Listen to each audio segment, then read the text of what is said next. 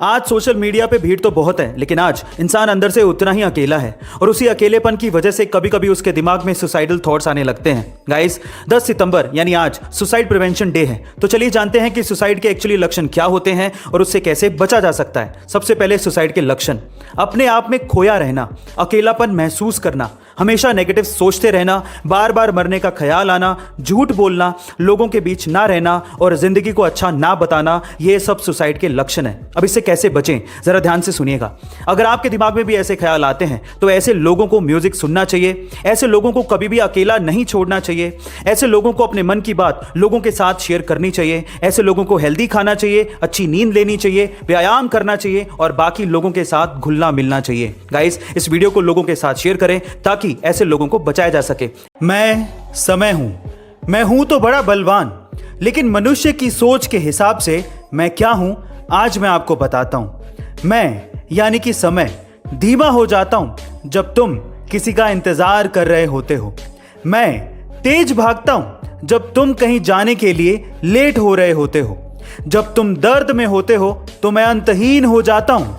जब तुम दुखी होते हो तो मैं घातक हो जाता हूं। जब तुम बोर हो रहे होते हो तो मैं लंबा प्रतीत होता हूं और जब तुम खुश हो रहे होते हो तो मैं कम यानी कि छोटा प्रतीत होता हूं। मैं समय हूं और शायद यही मनुष्य मेरे बारे में सोचता होगा।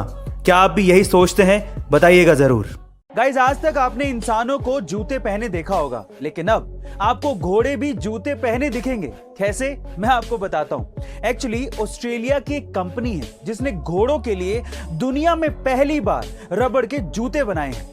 ये कंफर्टेबल हैं, लाइट वेट हैं, शॉक ऑब्जर्वर हैं, लेकिन सबसे बढ़िया बात यह है कि इन जूतों को घोड़ों को कभी भी पहनाया जा सकता है और उतारा भी जा सकता है। गाइस, घोड़ों के लिए स्पेशली बनाए गए इन जूतों के बारे में आपका क्या ख्याल है, कमेंट सेक्शन में जरूर लिखिएगा। एक बार एल्बर्ट आइंस्टाइन ने अपनी क्लास में बोर्ड पर 9 का पहाड़ा लिखा। उन्होंने 9 गुणा 1 से लेके 9 गुणा 9 तक तो बिल्कुल बराबर लिखा था, लेकिन 9 गुणा 10 में उन्होंने 91 लिख दिया।